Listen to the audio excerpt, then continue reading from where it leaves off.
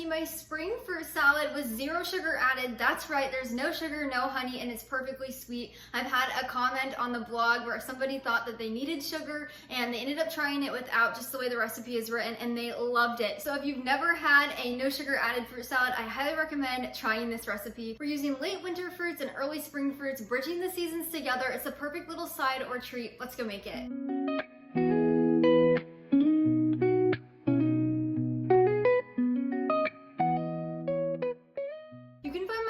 Recipe link down in the description below. Just click that link. It'll take you over there where you can print and save the recipe anytime. Now let's get started with this fruit salad. Now the steps for this recipe are really simple and easy, and you only need a few ingredients. So first you're going to need 3 kiwis, 1 large mango that's ripe, 1 large apple. Now for the apple, you can use any kind you'd like. I personally like using a Granny Smith for this recipe, a Honeycrisp, or a Pink Lady, but you can use any you would like. And then you're gonna need 1 pound of strawberries. Now, as you can probably see, there's not a ton of strawberries here, half of them molded, so let's just act like we have 1 carton or 1 pound here, and that is all we need for this recipe. Oh, and also you're gonna need half of a lemon. You're just gonna squeeze that over there. I've already squeezed the juice into a little bowl. You'll just need half of 1 fresh lemon. So I've already rinsed my fruits and dry them with a kitchen towel so they're ready to go. So first we're going to start with our apple. You can do this a few ways. If you have an apple cutter, you can just slice it into small chunks, or you can use a knife. That's what I'm doing. So I'm just going to cut around the core. So just like that. Then we're going to do that again.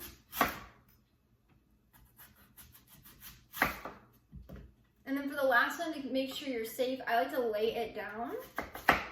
And then you can either nibble on the core or you can toss it. I have a little bowl that I use as my little trash bin, and then I can take it to the garbage later. Now that we have our apple sliced into parts, we're just gonna slice each one into little slices. So now we're gonna slice each slice into little chunks. You just wanna do bite-sized pieces. So you can make them as big or as little as you would like. So I like to make them about this size. And then we're just gonna do that for the rest of the apple. Now once you have your apple cut up, we're gonna add it to a large mixing bowl, or you can do like a serving bowl. I like to serve mine in one of these large Pyrex glass bowls. It just makes it so much easier, and you can pop a lid on. But once you have your apple cut up, we're now going to cut up our mango. So this is actually a lot easier than it seems. So I'm gonna just show you how I cut up a mango. There's many different ways you can cut one, so just do it however you would like. This is how I do mine. So I take the bottom where the stem is, and we're gonna slice off a little bit so that way we can set it down. Now there's a seed inside the mango. As you can see, it's in the middle there. So if your knife doesn't go through, just back it up a little bit and slice down. So we're just gonna toss this away. You can nibble on it if you would like. And then now our mango can sit upright. So now we're gonna slice off the cheeks. So if you can see, these are like the largest parts of the mango. So we're gonna put those on the sides, and then we're gonna take our knife and we're gonna slice each cheek off. You wanna get as close to the seed as possible, but if your knife is not going down, just back it out a little bit and go again. That's 1 cheek.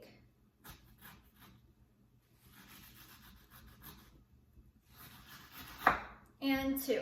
Now, as you can see, there's a lot of fruit still on the seed, and right here is actually the seed right here. So it's like pretty big. So now for the rest of this, we're gonna set the cheeks aside.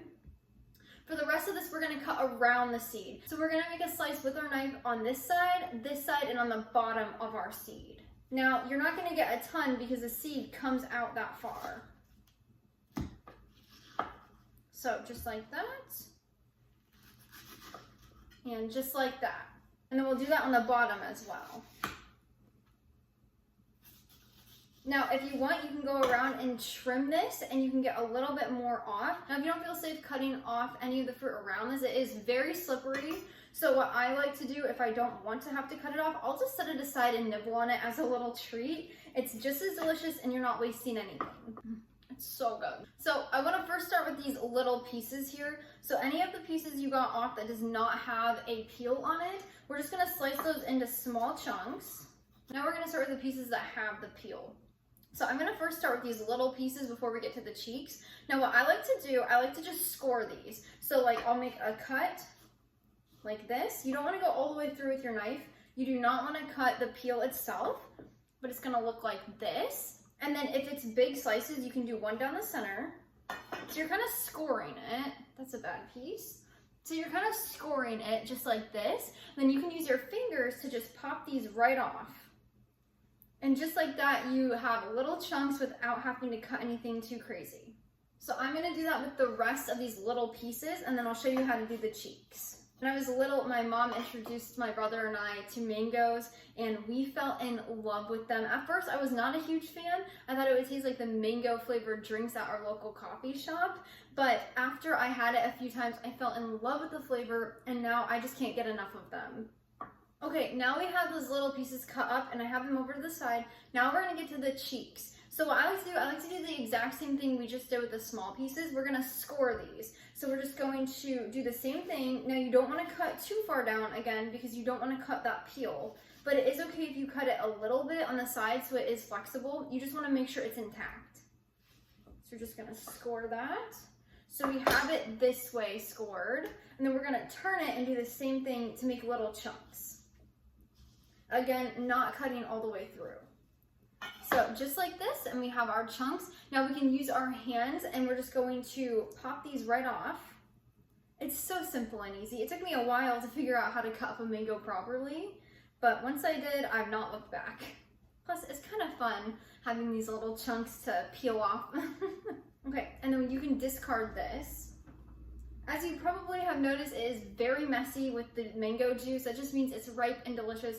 If it's not ripe on the inside, or like if it's hard to cut through, it's not very yellow or orange, that just means it's not ripe enough. But then if it's like dark orange and it smells kind of weird, that means it's gone bad. So that's the best way, is just checking the inside of the fruit to make sure it's good. So we're just doing the same thing with this, and again, the more ripe this fruit is, the easier it is to cut and the more juicy it is. So if you're having a hard time cutting yours, it's probably not as ripe. And then we're gonna do the same thing of just using our fingers to peel them off. And then we're gonna take all of our mango chunks and we're gonna place them into our bowl. It smells so good in here. Now, once we have that done, we are gonna move on to our kiwi. So we'll do one at a time. And for these guys, we're just gonna peel them and slice them into little chunks. So what I like to do, I like to take the two ends off, just like that. Toss those away in our trash bowl. And then now I can stand up. So now I like to just take my knife, and as close to the edge as possible to keep as much fruit, we are going to take off the peel. So as you can see, I'm just taking my knife down the sides, and we are peeling our kiwi. Now you can just toss away the peel for that. And then I like to do all of my peeling at once. That way I'm not cutting, slicing, peeling, and then going back and forth. I like to just do everything at once for all three.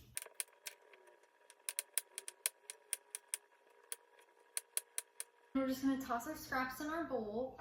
See how easy that is? And then we don't have to worry about going over to the trash every time. Now that we have our kiwis peeled, we're just gonna slice them. So you have two options. You can either slice them into just rounds, so I'll show you really quick. So you just take your knife and slice them into thin rounds, so just like this, and you can pop those in here, or if you would like, you can cut them into chunks. So to do that, you're just gonna slice them into rounds that are a little bit thicker, so about this thick, and then you're gonna take each round, you're gonna cut them into 4, or you can even cut them into even smaller pieces. So they'll be about this size, or you can make them a little bit smaller by cutting each of those in half. That's what I think I'm gonna do for ours. And we have cute little bite-sized pieces. I love making this recipe when it's starting to warm up here in Tennessee. It gets pretty warm pretty quick, and so my husband and I really don't feel like having a lot of hot meals once it gets warm, so this is a great side for supper or lunch. It's also just a great little treat either in the evening or the afternoon. It also makes a great breakfast too. All right, now that you have all your kiwis done, we're gonna pop those in here. And lastly, we are gonna cut up our strawberries. So like I said, you're gonna have more than me. You'll have a pound of strawberries. Ours just molded, so I'm just using a little bit less. So like I said, we've already rinsed these and dried them off. You do not want to just cut up strawberries that you've not rinsed from the grocery store. There can be dirt or bugs on there, so you wanna make sure you rinse them off. And then you're just gonna take your knife and cut off all the tops, so all the green parts. I like to get as close to the edge as possible. And then while you're doing this, you can also slice off any parts that are turning kind of bad or brown. That way they're ready to go. My husband loves strawberries, it's his favorite fruit, and so anytime I can add strawberries to something, I try to do that because I know how much he loves them. And then you're just gonna toss all the tops over here. And then we're gonna slice each of these into small pieces. So you can do this a few ways. You can either make them into little rounds, so like this, or you can slice each one into small pieces just from the top. So it's completely up to you. We're just looking for small pieces. I personally like to go from the top and then do like 2 to 4 slices down. So I'll show you how to do that. So you'll take one of them and you'll stand it up and you're gonna slice it down the center, turn it, and then you'll do a few slices just to get small little pieces, just like this. Once you have your strawberries sliced, we're gonna add those to the mixing bowl as well. Now, depending on the size of your fruit, you should have about 1 to 1.5 cups per fruit item. So you should have about 1 to 1.5 cups of apple, mango, kiwi, and strawberries. Now, once your fruits are in here, you're gonna grab a spoon and we're just gonna mix this so we can evenly distribute all the fruits.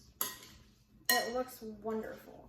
Now, if you're wondering how long this lasts, it can last for about 4 days in the fridge, just depending on how ripe your fruits are. As you probably know, apples turn brown once they've sat out for a while. So my little trick to help combat that is our lemon juice. So once you have this stirred and everything's tossed about, you're gonna grab half of your lemon and you're gonna squeeze it in here. Now you can use as much or as little as you would like. You can also use fresh lemon concentrate that doesn't have anything else added to it. But I highly recommend using fresh lemon. It brings a zest to it and it just makes it taste really good. But I use about 2 teaspoons in here. You can add the entire half of the lemon. You can do just a little quick squeeze. It's completely up to you. Just know if you don't put enough in, it will still turn your apples brown. So I like to use about 2 teaspoons. So we're just gonna add that in here.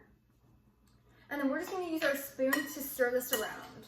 You wanna make sure it's all evenly coated in that juice.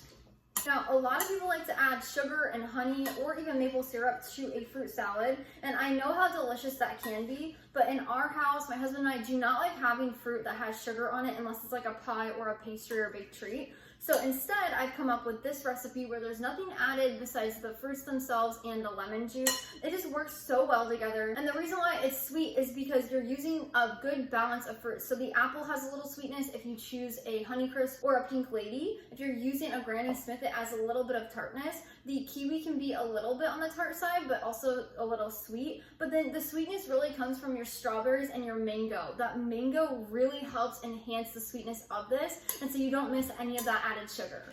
So once you have this completely tossed about, you can serve this right away or you can pop it in your refrigerator covered until you're ready to use it. As I said, it will last about 4 days in the fridge. It will last longer if your fruit is really fresh, or it will last a few days less if it's really ripe. But this is such a great thing to serve for anything during spring, whether it's a birthday party, a bridal shower, Easter, or even for your breakfast, or you can serve it alongside lunch. It can be a little bit of a snack. There are so many ways you can serve this spring fruit salad, and I can't wait for you to make it. I hope this fruit salad finds a special place on your kitchen table. It has on ours, and I make it every single spring. It's so fun to use the seasonal produce from the late winter and the early spring. It really bridges the 2 seasons together right here on our kitchen table. Now, we have to give this a quick try. Oh my goodness, it smells so good.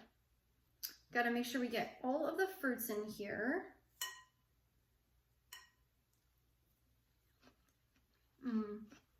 It's so fresh and delicious. Oh my gosh. I could just sit here and eat this entire bowl right now.